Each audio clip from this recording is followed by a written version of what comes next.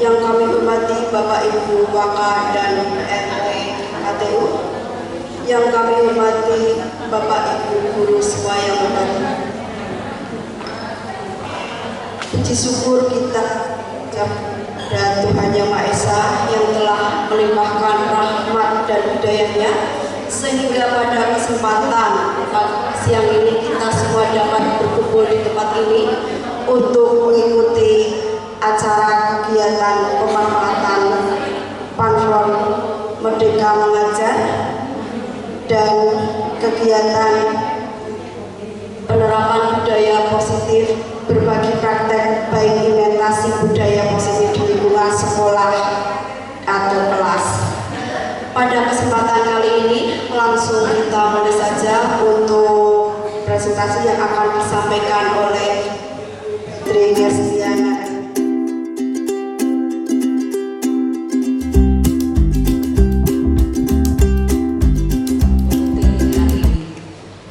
Sebelumnya, Assalamualaikum warahmatullahi wabarakatuh. Selamat siang semuanya Bapak Ibu. Masih semangat Bapak Ibu? Ya, coba kita tes dulu ya semangatnya. Semangat pagi.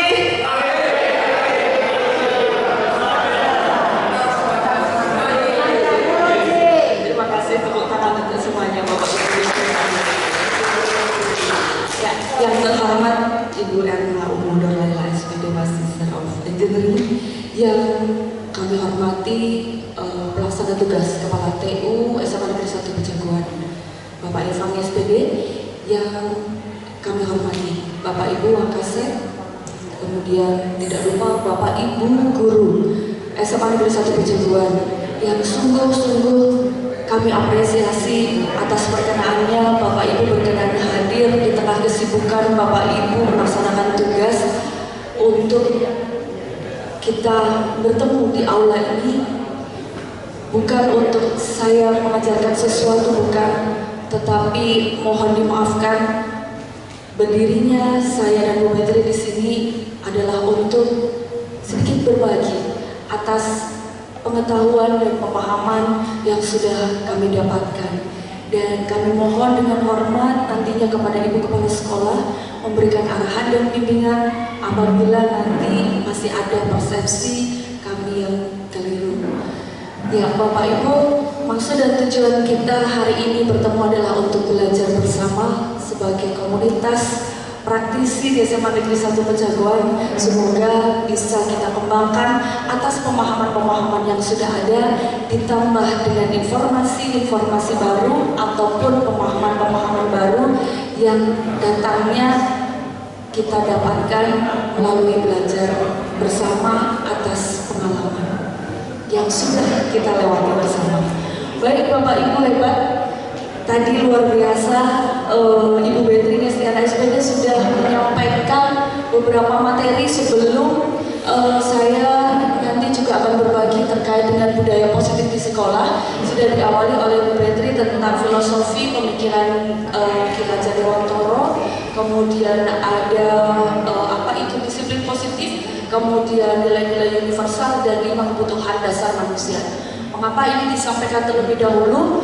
Karena ini sangat penting untuk kita pahami sebelum kita beranjak lebih jauh terhadap pemahaman apa itu budaya positif di sekolah atau di kelas.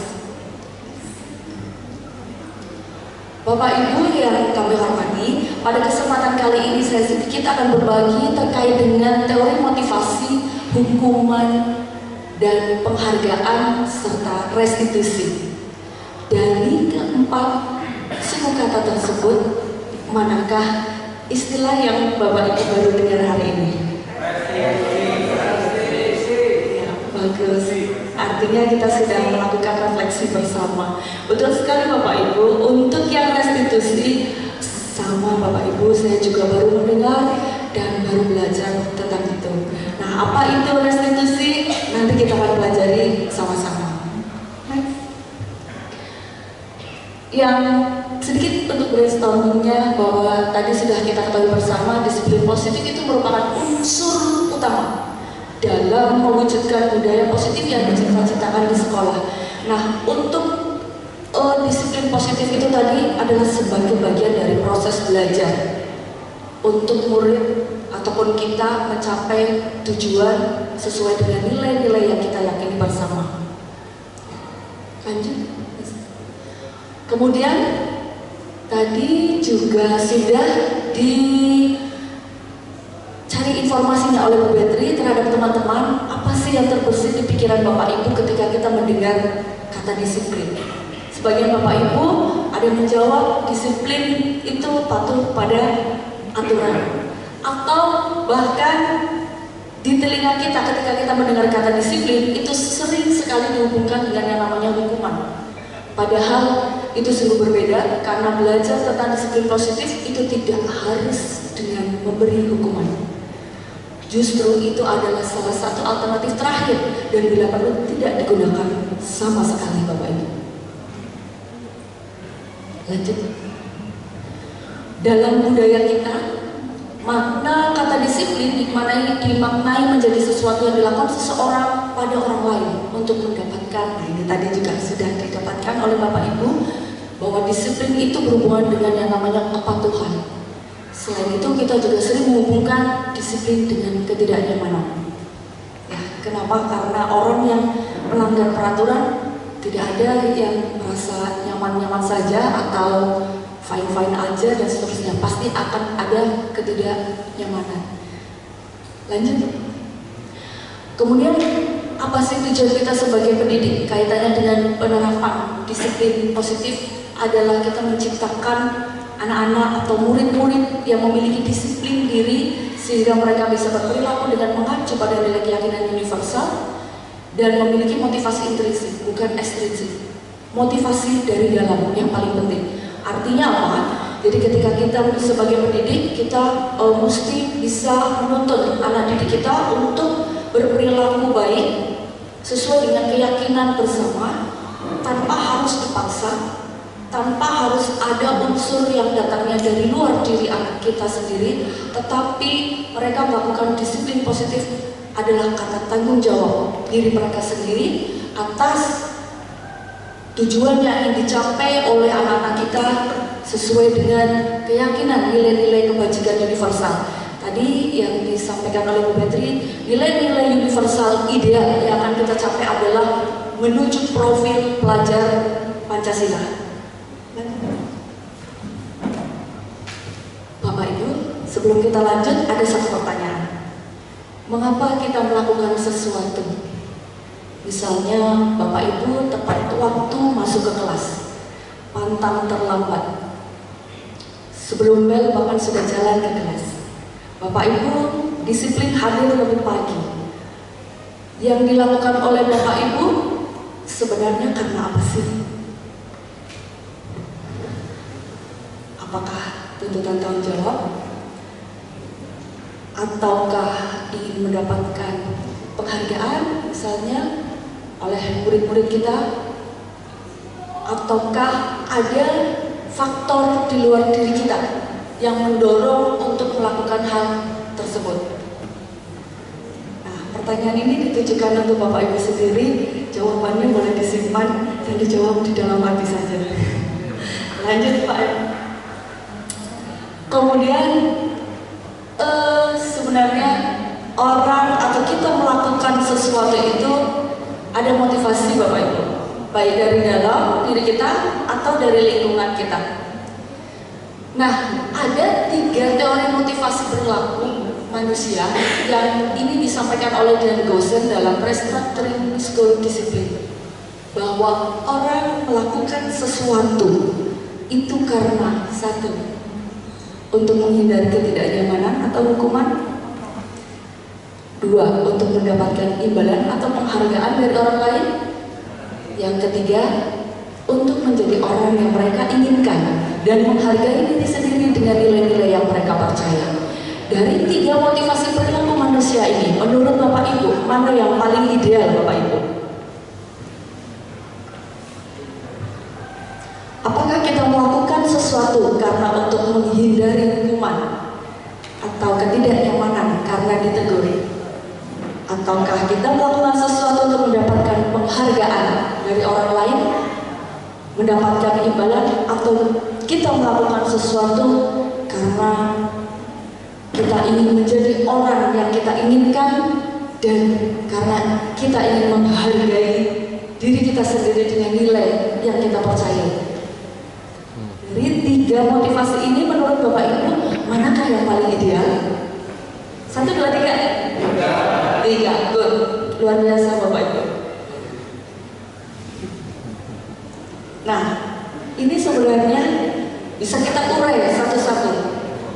Di depan saya contohkan murid-murid yang baru datang ke sekolah. Kira-kira ketika kita melihat murid kita datang pagi-pagi, kemudian salam, sapa dengan Bapak Ibu guru, mereka karena apa? Kita perlu tahu. Apakah untuk yang pertama ini level terendah motivasi perilaku manusia adalah ketika seseorang melakukan sesuatu itu untuk menghindari ketidaknyamanan atau hukuman. Dan ini bisa dimulai dari pertanyaan atau ciri-cirinya. Pertanyaannya adalah ketika kita melakukan sesuatu, apa yang akan terjadi bila saya tidak melakukannya gitu. Misalnya anak-anak datang pagi, dia datang pagi karena saya takut nanti dihukum sama guru piket, entah disuruh berdiri di lapangan, entah disuruh membersihkan toilet dan lain-lain. Semoga ini tidak terjadi. Kalau ini jelas tidak terjadi di SMA Negeri 1 Pejagoan. Tapi jika anak-anak melakukan berangkat pagi sebelum bel berbunyi adalah untuk hal tersebut, maka motivasi dari dalam diri anak itu belum tumbuh. Artinya mereka melakukan tersebut karena takut pada hukuman ataupun takut pada rasa tidak nyaman. Lanjut. Yang kedua, kita juga sering melihat fenomena di kelas ketika kita memberikan sebuah pertanyaan. Mungkin saya juga introspeksi diri. Ayo, setelah ibu jelaskan ada pertanyaan. Lalu ada yang tanya, bu guru mau mancing. Kalau kalian yang ditanya, ibu catat tuh sebagai tanda keaktifan kalian. Atau barang siapa yang bertanya, nanti ibu kasih bintang. Barang siapa yang bertanya, nanti ibu kasih permen.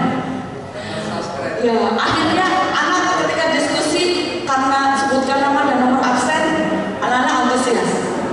Nah, ketika antusiasme anak tersebut terjadi karena seorang guru memberikan dorongan apabila murid melakukan keaktifan tersebut adalah karena akan mendapatkan sesuatu. Berarti motivasi anak adalah untuk mendapatkan imbalan atau penghargaan dari orang lain ketika melakukan hal positif. Lanjut.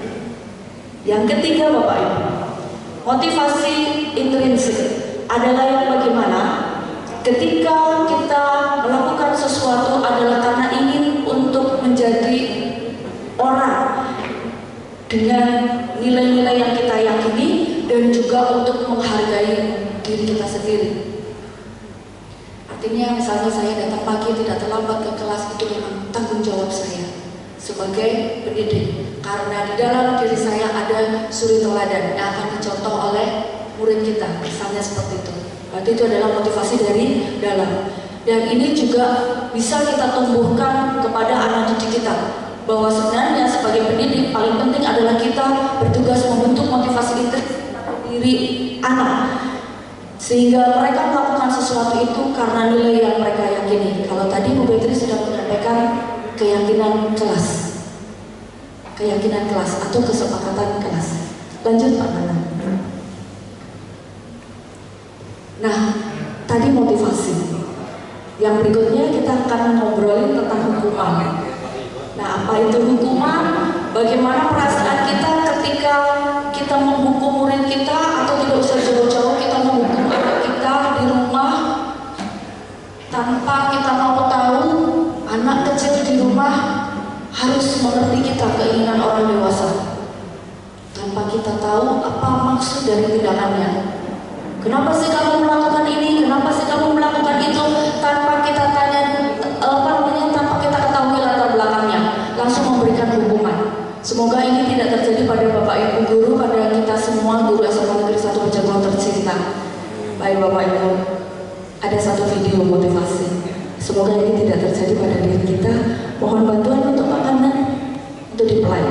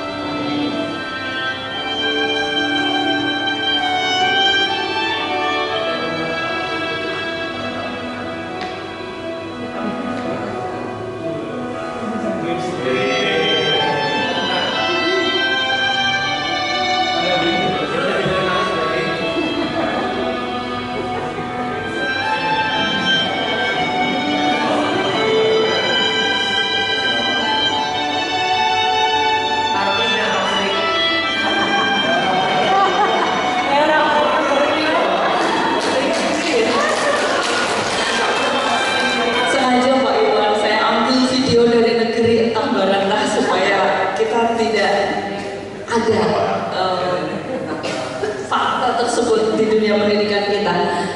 Ya, Bapak Ibu, jika kita memposisikan diri di dalam posisi Pak Guru itu tadi, kira-kira gimana ya? Pak Iwan, Pak Iwan jadi ikut berbesmillah, kenapa Pak? Tadi yang 40-40-nya itu. Pas pelukannya. Setelah mengetahui bahwa apa yang dilakukan oleh guru tersebut adalah salah, ya, karena dia memberikan langsung hukuman tanpa mengetahui dulu keadaan kondisi yang sebenarnya mengapa anak tersebut melakukan kesalahan. Oke, kira-kira rasa apa yang muncul setelah guru melakukan hal tersebut? Menyesal. Bapak Ibu, yang saya pertontonkan memang itu hukuman fisik. Tetapi kira-kira Bapak Ibu, jika yang dilakukan oleh guru itu tadi bukan fisik, misalnya adalah kekerasan verbal, kata-kata, hujatan, hinaan, kira-kira apakah rasanya nanti akan sama Bapak Ibu? Beda. Tetapi ada bekasnya. Kira-kira bekasnya kepada diri si anak gimana? Traumatik, rasa dendam, bagus, ya, terus apa lagi? Insecure, kurang percaya diri. Berarti tanpa kita sadari, gurunya yang sudah membunuh rasa percaya diri anak didik kita sendiri. Gitu ya. Lanjut. Nah, hukuman dan penghargaan yang sering kita jumpai, tindakan terhadap suatu pelanggaran pada aturan ataupun kesepakatan umumnya bentuknya adalah hukuman dan konsekuensi. Ya, apa perbedaan hukuman, konsekuensi, dan restitusi? Nah, ini Bapak Ibu, nanti Bapak Ibu bisa kita bagi materinya. Untuk hukuman, ternyata disadari atau tidak, kita telah berkontribusi menciptakan manusia dengan identitasnya yang gagal. Tapi kalau kita melakukan konsekuensi, restitusi dalam implementasi disiplin di sekolah, kita akan bisa membentuk anak untuk identitasnya yang sukses. Nah, bedanya apa? Nanti di belakang ada kesimpulan, ini cepat aja ya indikator-indikatornya. Kalau untuk hukuman adalah sesuatu yang menyakitkan, harus terjadi. Kalau konsekuensi sesuatu harus terjadi. Kalau restitusi merupakan pilihan. Nah, hukuman tidak nyaman untuk murid. Kalau konsekuensi juga sama, tidak nyaman untuk murid. Yang berbeda adalah jangka waktunya. Kalau hukuman itu bisa dalam jangka waktu yang panjang, anak bisa tidak melupakan apa yang dia alami atas kesalahan yang sudah dia lakukan. Tapi kalau konsekuensi mungkin hanya terjadi pada jangka waktu pendek. Sementara untuk restitusi itu menguatkan murid. Hukuman, korbannya akan mendapatkan keadilan. Kalau konsekuensi, korban bisa diabaikan. Sementara kalau restitusi, korban mendapatkan ganti. Hukuman, murid akan tersakiti.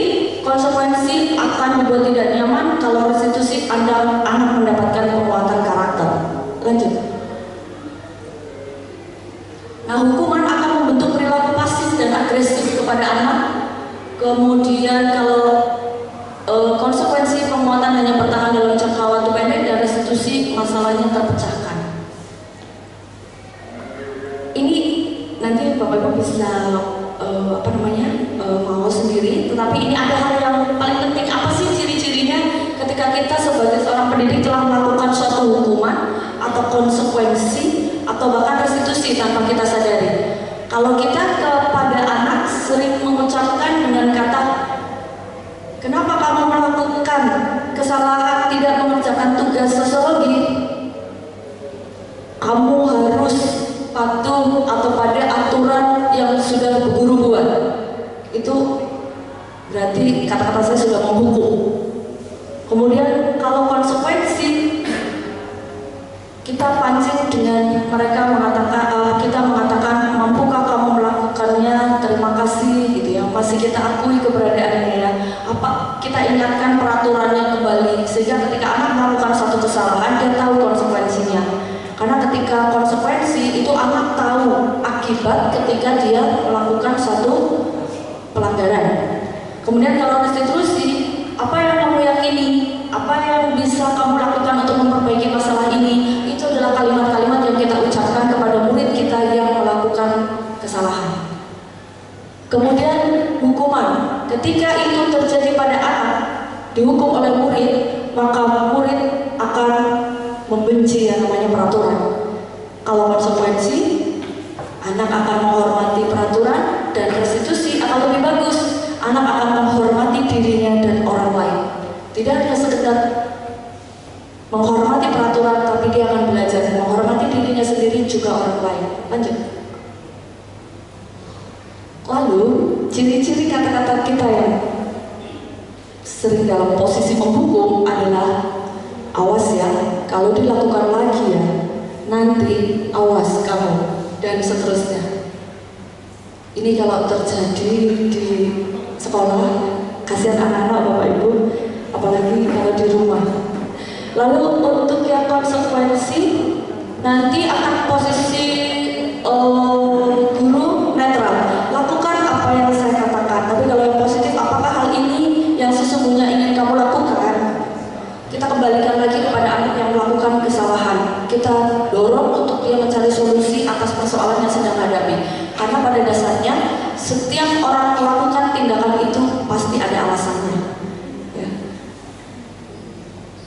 Lanjut. Ya. Nah, ini Bapak Ibu kesimpulan dari diagram perbedaan hukuman, konstitusi dan konsekuensi dan restitusi. Kesimpulannya adalah bahwa hukuman itu bersifat tidak terencana atau tiba-tiba, dan murid tidak tahu apa yang akan terjadi dan tidak dilibatkan. Kalau hukuman itu bersifat satu arah dari pihak guru, dan murid mendapatkan hukuman tanpa melalui kesepakatan sebelumnya, dan bisa berupa hukuman fisik, psikis, murid disakiti oleh suatu perbuatan atau kata-kata. Jadi Jadi kalau kita berkata tidak enak didengar kepada murid ketika murid melakukan suatu kesalahan, tanpa disadari kita sudah menghukum mereka. Lanjut. Konsekuensi bersifat sudah terencana atau sudah disepakati, sudah dibahas dan sudah disetujui oleh murid dan guru. Umumnya bentuk konsekuensi dibuat oleh guru atau sekolah dan murid sudah mengetahui sebelumnya.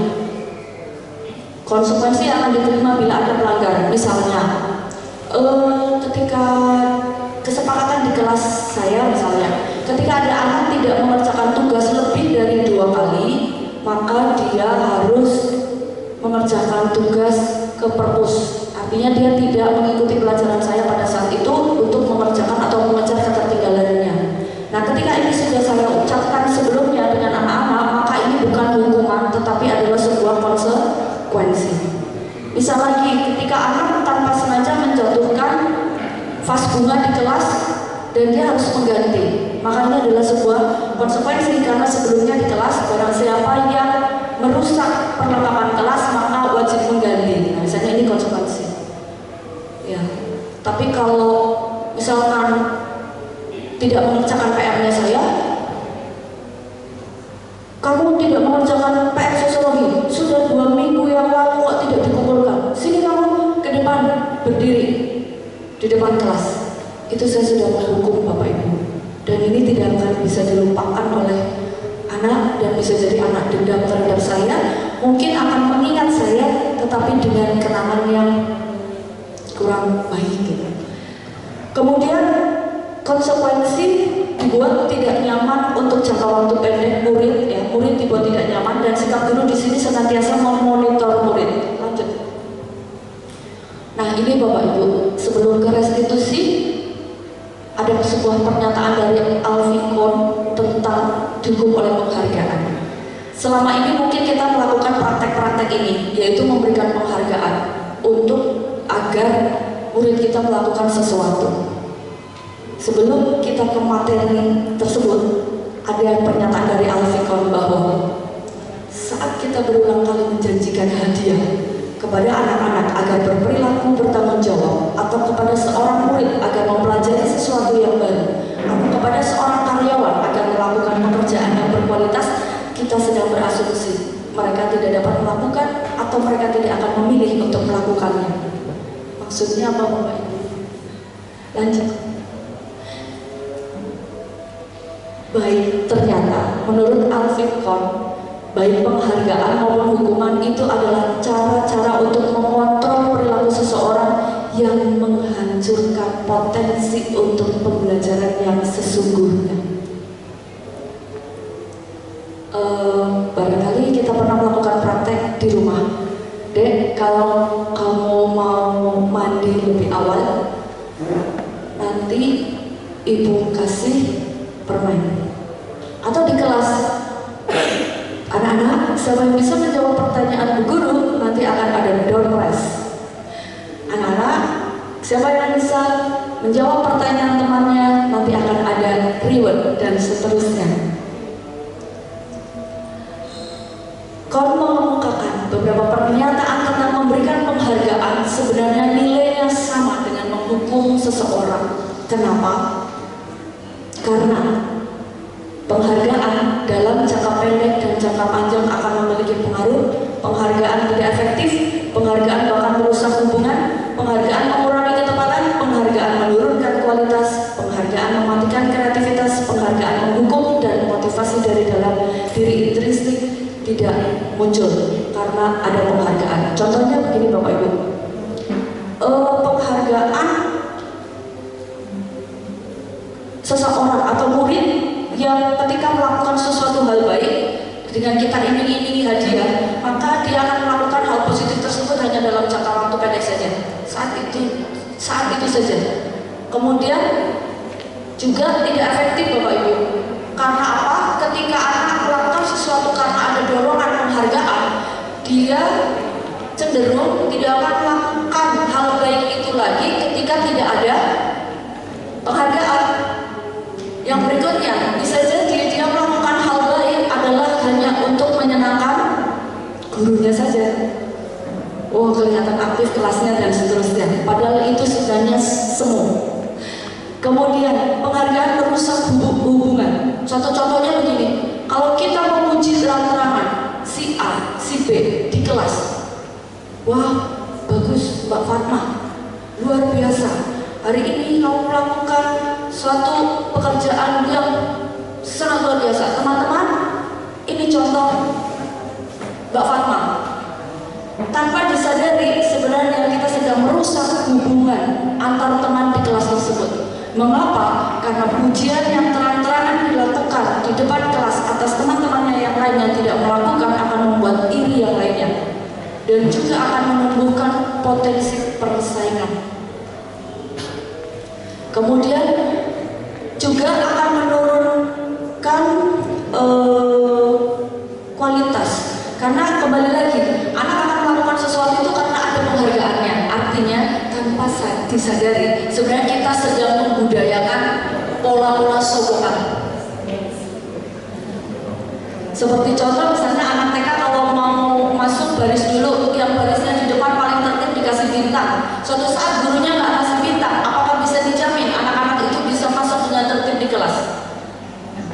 Itu berarti kita tidak menumbuhkan motivasi dari dalam. Karena apa? Motivasi anak tersebut melakukan sesuatu karena ada dorongan tanda kutip penghargaan, atau sedikit boleh ekstrim saya katakan kita sedang nyogok anak-anak. Kemudian penghargaan juga akan mengurangi ketepatan dan juga kualitas. Satu contoh sistem ranking. Sistem ranking itu akan, siapa yang ranking 1 itu akan menjadi hal yang luar biasa. Tetapi yang mendapatkan ranking 2 adalah orang yang merasa terhukum, paling terhukum. Ya, kenapa saya hanya ranking 2? Saya kecewa ketika saya harus sedikit lagi sebenarnya saya bisa ranking 1 dan seterusnya. Sehingga di situ yang ranking 2 menjadi orang yang paling tersakiti. Ya itu makanya kan sekarang tidak ada lagi ya Bapak Ibu untuk sistem ranking yang seterusnya, karena pola penghargaan sudah tidak tepat lagi. Kemudian menurunkan kualitas, ada sebuah penelitian ketika mahasiswa dimotivasi berhasil menulis artikel dan bisa ditayangkan, nanti akan mendapatkan reward dari kampus. Maka yang melakukan penelitian lalu menulis artikel karena ada reward itu tidak akan bertahan lama. Dia hanya menulis beberapa kali saja. Tetapi bagi mahasiswa yang menulis karena memang itu kebutuhan untuk mengembangkan dirinya, potensi dirinya, itu akan lebih bertahan lama. Kemudian mematikan kreativitas, juga menghukum, itu tadi saya sudah cerita. Jadi sebenarnya penghargaan itu tidak menumbuhkan motivasi dari dalam diri peserta didik. Next. Nah, ini terakhir, restitusi. Apa sih restitusi? Dari motivasi, teori motivasi, kemudian hukuman dan konsekuensi, yang paling baik, paling ideal adalah restitusi menjadi sebuah pendekatan untuk menciptakan disiplin positif. Tapi sebelum kita ke restitusi, Bapak Ibu, adakah yang mau sharing? Kalau penghargaan ternyata tidak baik untuk anak-anak, yang paling baik apa? Hukuman? Gak boleh, gak baik juga. Konsekuensi dalam satu waktu tertentu, hanya jangka pendek saja, nanti jangka panjangnya enggak. Kalau begitu, apa Bapak Ibu yang sebaiknya kita lakukan untuk menumbuhkan motivasi dari dalam diri anak ketika tidak melakukan kesalahan? Kalau restitusi ini lebih kepada kita menerapkan disiplin positif terhadap anak yang melakukan pelanggaran terhadap kesepakatan kelas. Tapi kalau buat anak yang sudah melakukan hal baik, apa yang harus kita lakukan? Karena kalau penghargaan itu identik dengan sesuatu kebendaan material. Yang tadi saya katakan dengan istilah ekstrimnya, kita belajar ajarin anak nyogok ini. Kamu kalau melakukan sesuatu akan dapat ini. Kamu kalau berhasil melakukan ini akan dapat itu. Gitu. Berarti kan kita tanpa disadari sedang mengajarkan kepada anak melakukan sesuatu karena dorongan untuk mendapatkan sesuatu hal kebendaan atau materialistik. Maka apa yang paling tepat Bapak Ibu untuk sikap kita kepada anak-anak anak melakukan hal baik adalah, mungkin Bapak Ibu ada yang mau berpendapat? Gimana? Nilainya ditambah. Nilainya ditambah terus itu tidak sesuai dengan realita menunjukkan kemampuan gimana? Biasa baik kata Pak Ilfami. Gimana Pak? Bapak Ibu, ada pengalaman kita sharing. Waktu saya, mungkin Bu Menteri juga mengalami hal yang sama, ketika diskusi tentang hukuman, konsekuensi, dan restitusi ketika diterapkan di sekolah untuk mengimplementasikan budaya positif. Selama ini kita telah melakukan praktek yang keliru dengan banyaknya memberikan penghargaan kepada anak supaya anak terdorong melakukan sesuatu hal baik. Diskusinya sangat panas, debat. Saya berhasil loh menggiring anak-anak untuk berbuat baik ketika saya memberikan hadiah, termasuk di rumah sendiri. Ketika anak mau rajin membantu orang tua, nanti uang sakunya ditambah, saya berhasil loh. Itu hanya jangka pendek Bapak Ibu.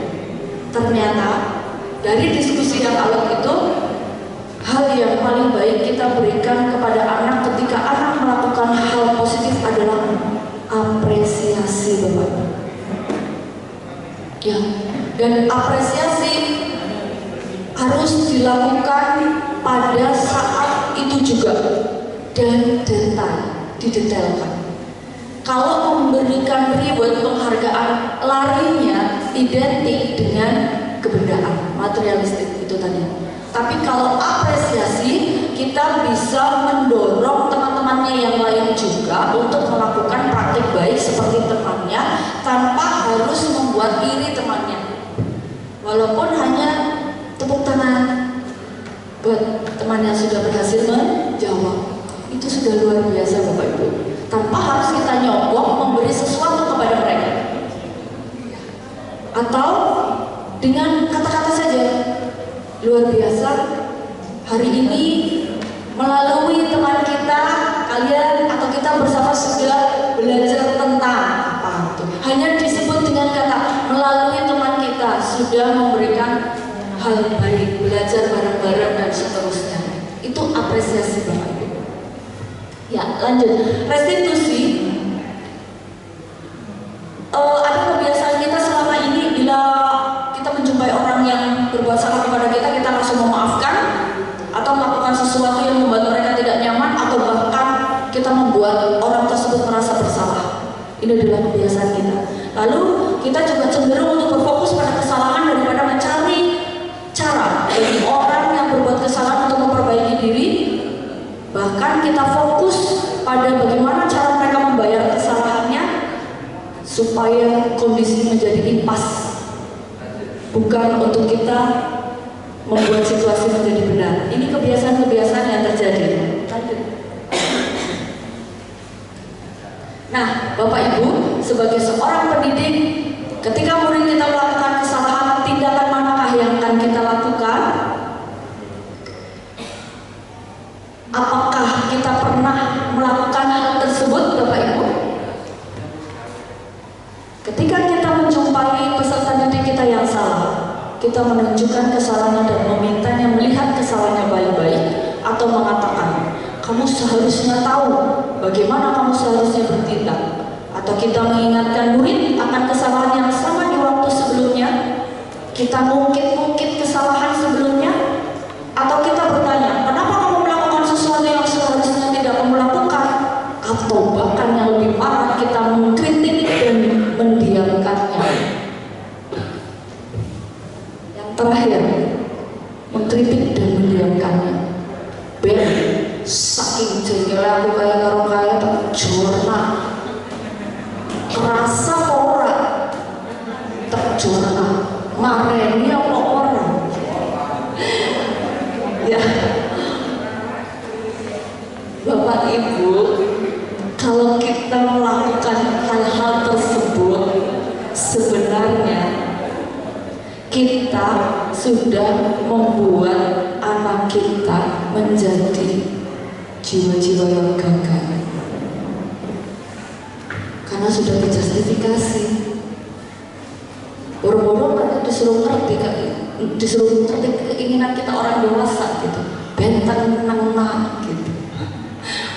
Neng nanti dineng orang mareni kebangetan dan seterusnya. Jangan Bapak Ibu. Lalu apa yang harus kita lakukan?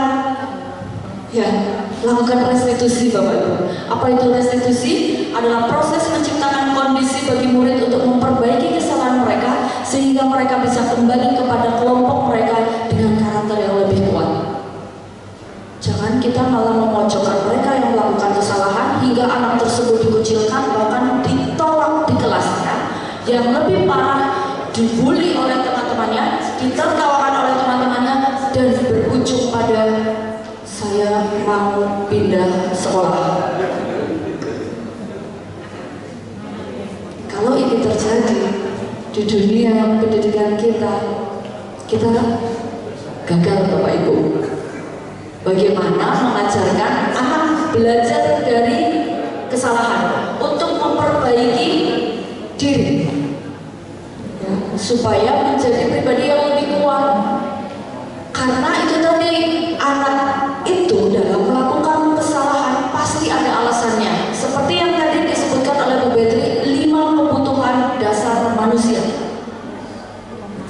Jadi kalau kita menjumpai anak-anak kita yang salah, jangan langsung dijustifikasi Bapak Ibu.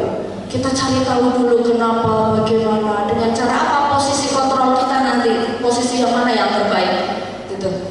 Apakah kita sebagai penghukum, tadi jangan ya, penghukum, apa pengontrol, atau sebagai teman, atau sebagai pemantau, atau sebagai manajer. Nah, nanti akan kita pelajari Bapak Ibu. Lanjut. Apa ciri-ciri restitusi Bapak Ibu? Restitusi bukan untuk menebus kesalahan, namun untuk mengajarkan anak belajar dari kesalahan. Restitusi untuk memperbaiki hubungan.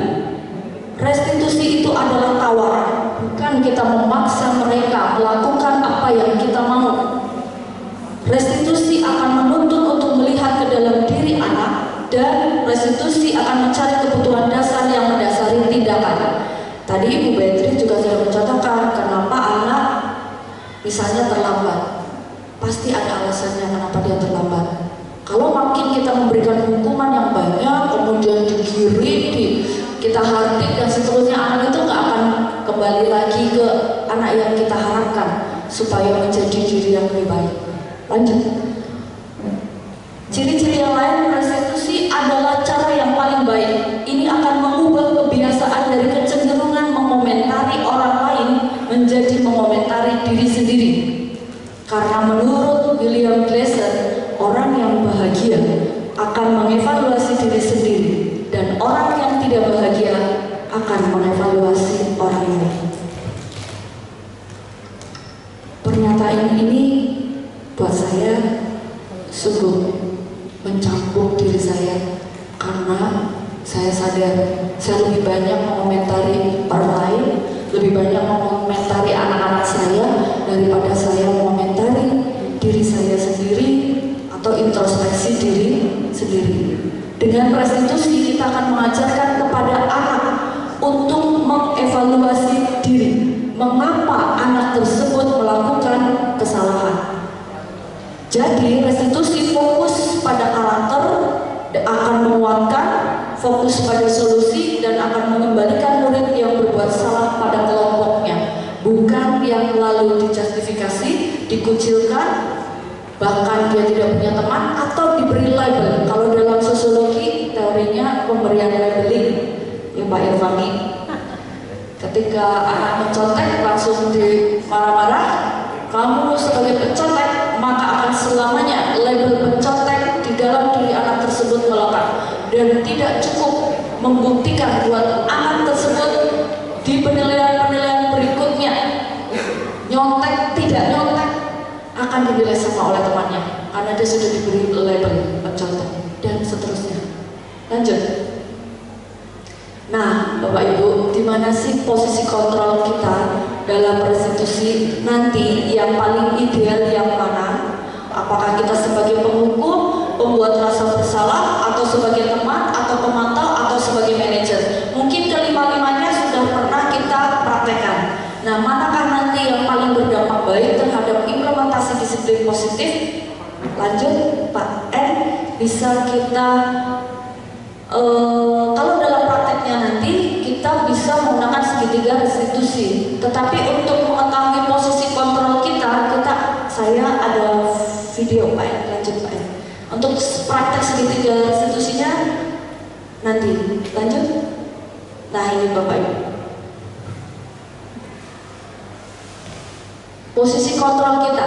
Coba sambil menonton video ini kita mengevaluasi diri. Posisi kita ada di mana ketika kita menjumpai anak yang melakukan kesalahan ataupun melanggar kesepakatan kelas.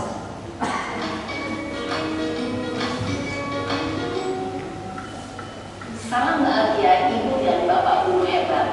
Dalam penerapan disiplin positif restitusi, salah satu program yang dikembangkan adalah 5 posisi kontrol.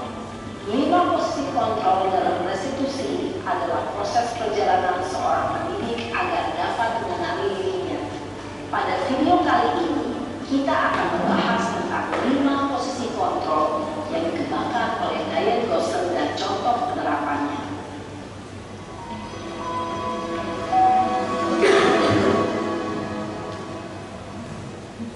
5 posisi kontrol itu adalah 1.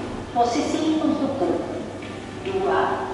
Posisi pembuat rasa bersalah, 3. Posisi teman, 4. Posisi pemantau atau monitor, dan 5. Posisi manajer. Untuk lebih memahami kelima posisi tersebut, mari kita saksikan kasus Naren yang terlambat hadir 20 menit di sekolah dan melihat bagaimana kelima posisi kontrol dalam menghadapi masalah tersebut.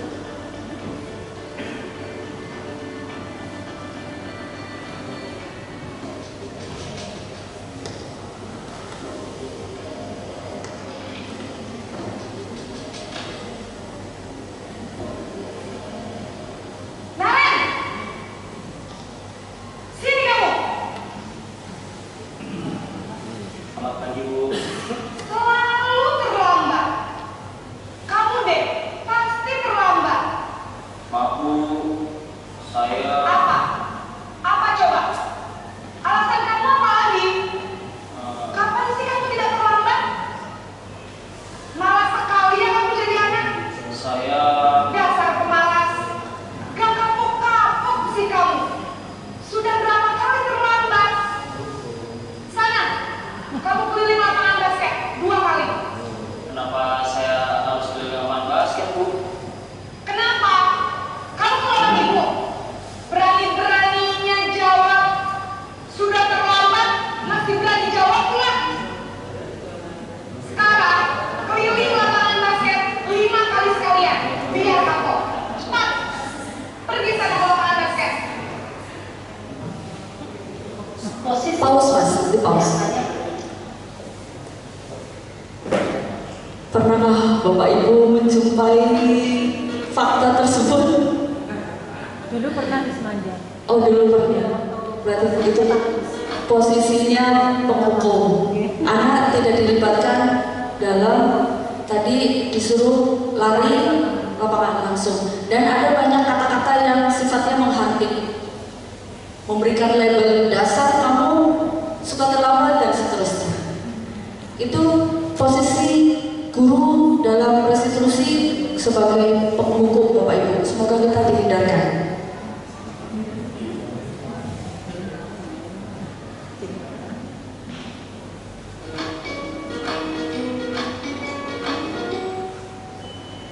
salam bahagia Ibu dan Pause.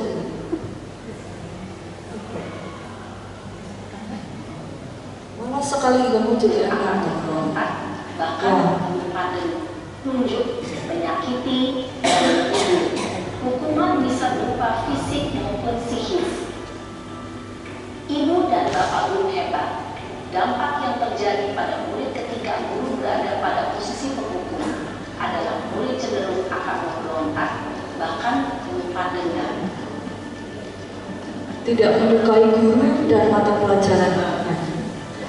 Ya, posisi guru sebagai posisi pembuat merasa bersalah. Contohnya Seperti apa Bapak Ibu? Kasusnya masih sama.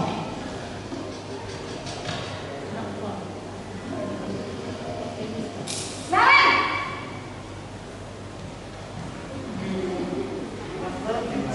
Nah, Ibu. Naren, kamu kenapa terlambat lagi, nak?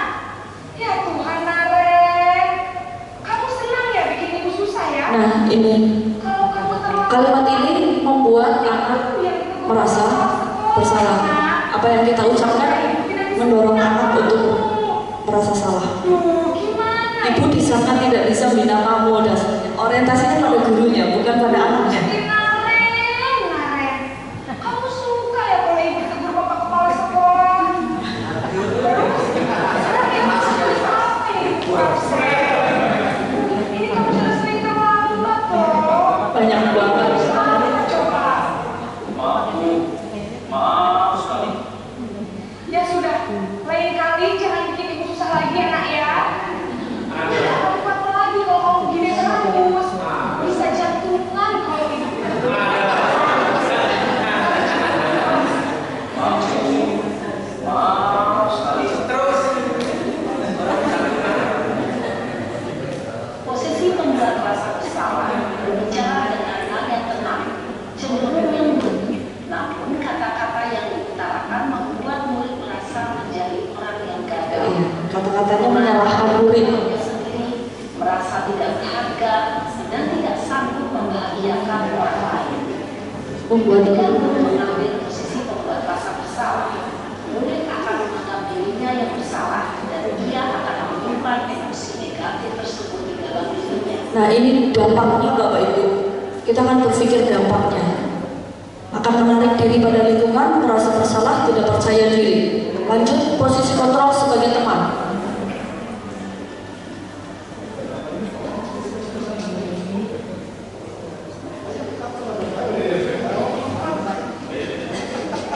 Kata Pak Roman, kalau posisi guru sebagai teman, ayo kita tetap berbareng. Bukan, kalau posisi kita sebagai teman cenderung akan membuat mereka manja, Pak, tidak mandiri. Selamat lagi ya sayang.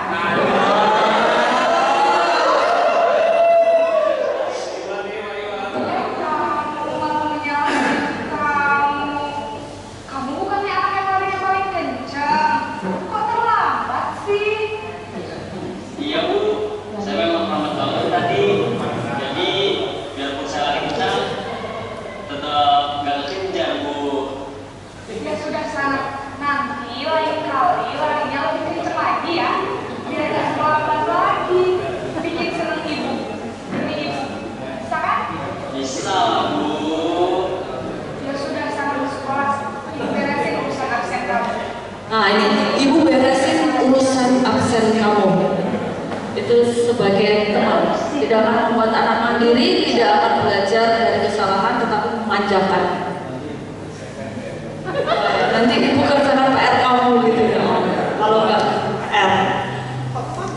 Iya. Gusti Naren. Lanjut Pak. Suka ya kalau ibu tegur bapak kepala sekolah. Ini merasa Bukan, tambah. Nah, ya ini dampaknya murid akan bergantung kepada satu orang, tidak mandiri, tidak bisa berpikir untuk diri sendiri. Kemudian posisi keempat sebagai pemantau atau monitor.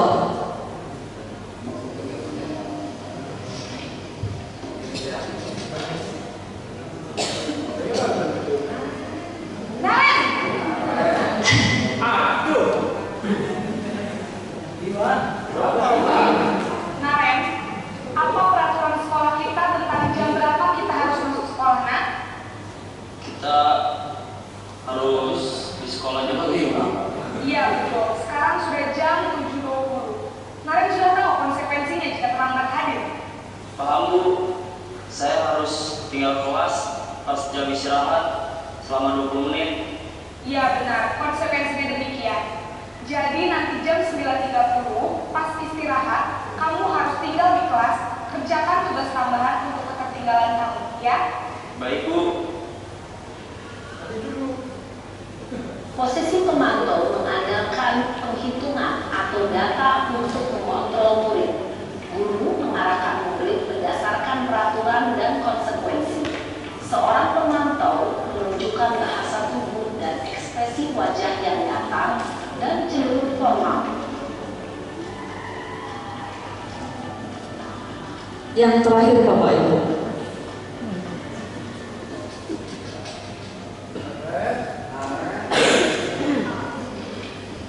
beda. Naren,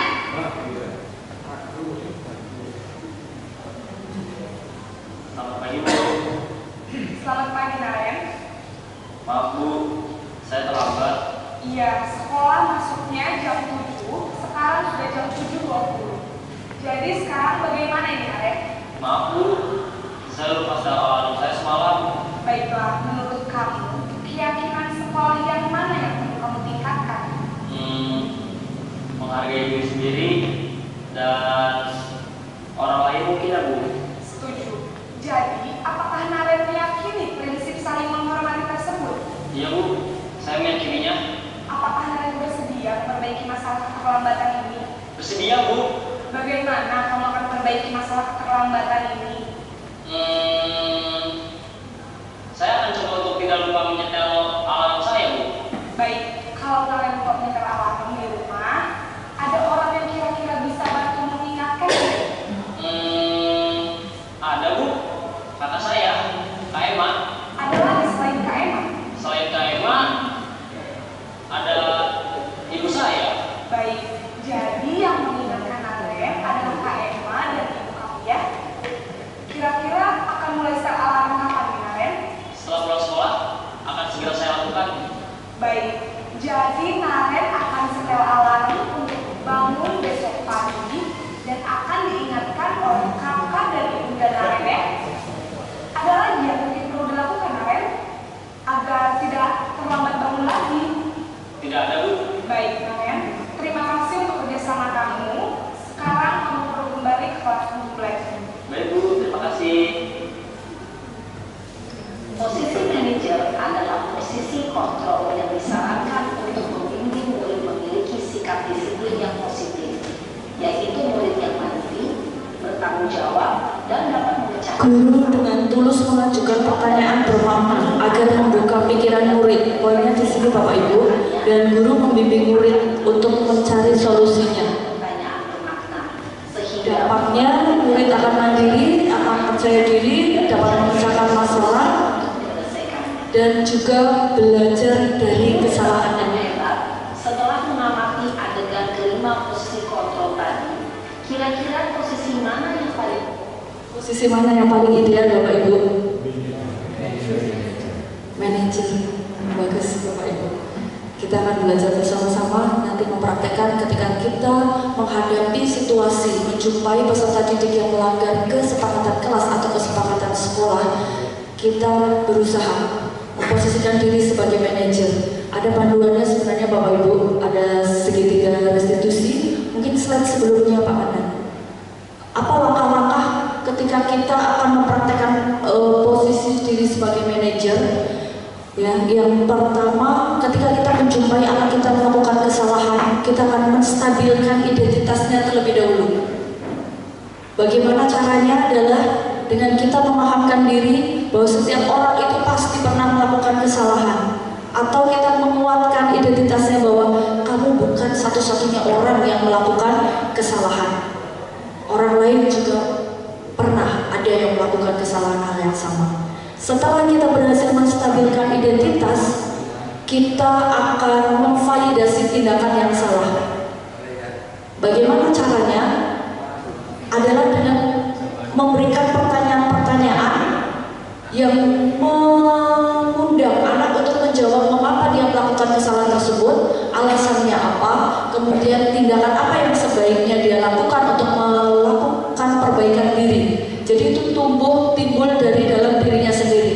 Lalu yang terakhir, kita menanyakan keyakinan kelas apa yang telah kita sepakati untuk dijadikan sebagai tujuan, orang yang seperti apa yang ingin dicapai oleh anak kita tersebut. Sehingga dari dalam diri motivasi anak akan muncul, anak akan menghargai dirinya sendiri, menghargai orang lain ya, tadi menghargai gurunya, juga akan lebih menghargai orang-orang terdekatnya. Seperti tadi anak Naren dipancing gimana caranya supaya tidak terlambat, pasang alarm. Selain itu ada kakak yang bisa membangunkan. Kemudian selain kakaknya, Kak Emma, ada ibunya, itu akan belajar menghargai orang-orang di rumah yang akan mendukung keberhasilannya, juga akan menghargai gurunya, akan menghargai peraturan tersebut, masuk jam 7 atau digital masuk jam 6.45, kemudian akan menghargai diri sendiri. Lalu pertanyaan-pertanyaan apa di dalam praktek segitiga restitusi, sebenarnya nanti ada tabelnya, cuma karena keterbatasan waktu nanti kita share aja. Next, Pak Andan, satu lagi slide. Yang terakhir dari langkah segitiga restitusi tadi sudah saya sampaikan teori kontrolnya bagaimana. Ketika kita menstabilkan identitas, kita akan menanamkan atau memberikan pemahaman kepada anak bahwa kita semua melakukan sesuatu itu ada alasannya dan kita berusaha melakukan hal yang terbaik. Lalu validasi tindakan yang salah, kita pahamkan bahwa semua tindakan itu memiliki alasan, dan yang terakhir kita semua memiliki motivasi internal. Sehingga dengan praktek restitusi dalam menghadapi anak yang melakukan pelanggaran terhadap kesepakatan kelas atau dalam menanamkan disiplin positif, akan serta-merta menumbuhkan motivasi dari dalam diri si anak atau motivasi intrinsik, bukan melakukan sesuatu karena takut dihukum atau karena akan mendapatkan penghargaan ataupun faktor dari luar dirinya yang lain. Gitu Bapak Ibu yang perlu saya sampaikan. Semoga kita bisa merefleksi diri terhadap pekerjaan kita sebagai pendidik, dan mungkin untuk ke depan kita sama-sama bisa memperbaiki apa yang belum optimal baik untuk menjadi lebih baik dan untuk meningkatkan yang sudah baik. Terima kasih Bapak Ibu, kurang lebihnya mohon maaf waktunya mungkin molor dari yang diceritakan. Kalau mungkin nanti ada diskusi tanya jawab bisa setelah saya tutup, dan terima kasih, kurang lebihnya mohon maaf. Assalamualaikum warahmatullahi wabarakatuh.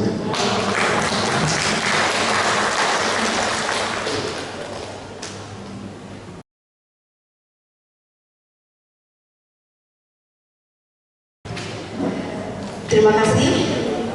Alhamdulillah kegiatan hari ini dapat berjalan dengan lancar. Untuk kesimpulan pada kegiatan hari ini yaitu nilai baik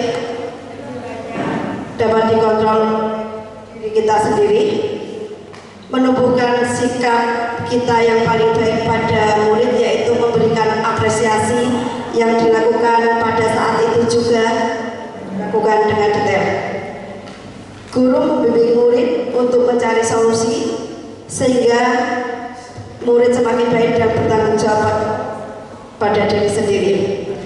Selain itu, untuk Pahlawan Merdeka Mengajar, kita wajib melaksanakan dan mengerjakan untuk sekolah kita SMA Negeri 1 Pejaguan. Pada kesempatan kali ini, saya selaku pengajar, apabila ada salah yang saya sampaikan, dan untuk penutup, saya menutup dengan satu pantun. Hari ini hari Kamis, Bapak Ibu guru mengenakan kebaya. Tak lupa kami haturkan terima kasih untuk menyongsong semanja semakin teruji. Terima kasih pada kesempatan kali ini. Wassalamualaikum warahmatullahi wabarakatuh.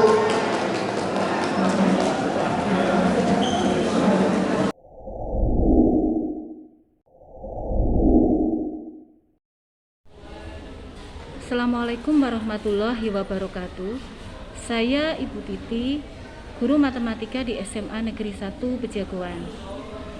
Setelah mengikuti pemaparan yang disampaikan oleh Ibu Erlin Marlina, SPD, salah satu guru sosiologi di SMA Negeri 1 Pejagoan tentang materi penerapan budaya positif, teori motivasi, hukuman, dan penghargaan, serta restitusi, saya menjadi tersadar bahwa selama ini ada konsep dan tindakan saya yang mungkin masih keliru dalam proses pembelajaran. Saya pernah memberikan hukuman dan juga pernah memberikan penghargaan yang sifatnya berupa materi kepada peserta didik. Tetapi saya melihat dengan hukuman dan penghargaan yang bersifat materi tersebut tidak begitu optimal dalam membangun disiplin positif peserta didik. Setelah saya memahami teori restitusi yang disampaikan oleh Ibu Elin, insya Allah saya akan berupaya mendidik dengan lebih baik, lebih menuntun siswa untuk belajar dari kesalahan, memperbaiki hubungan. Kemudian saya akan juga berupaya untuk memberikan apresiasi kepada setiap kemajuan belajar yang sudah diperoleh oleh peserta didik. Terima kasih Bu Elin. Assalamualaikum warahmatullahi wabarakatuh. Menanggapi pemaparan yang sudah disampaikan oleh Ibu Elin Marlina SPD tentang disiplin positif, menurut saya itu sesuatu yang sangat luar biasa karena itu disampaikan dengan sangat jelas, dengan sangat gamblang, dan juga pengambilan contohnya itu dalam kehidupan sehari-hari yang kita laksanakan. Dan menurut saya itu sesuatu yang sangat bermanfaat karena setelah mengetahui pemaparan tersebut, saya merasa bahwa saya lebih tahu bahwa ternyata apa yang saya lakukan selama ini itu merupakan sesuatu yang tidak pas atau tidak tepat, khususnya dalam fungsi kontrol saya sebagai guru. Dan dari itu juga saya jadi tahu bahwa ternyata penghargaan itu bukan merupakan sesuatu hal yang terbaik yang patut kita berikan kepada siswa.